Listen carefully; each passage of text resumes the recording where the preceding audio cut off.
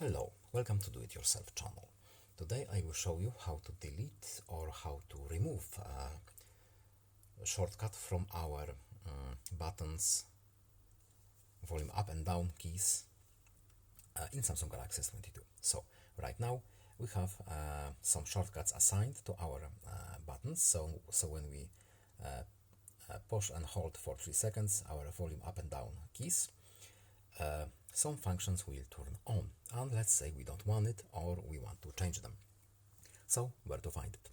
We need to go to settings, accessibility, advanced settings, and as you can see right here we have volume up and down keys.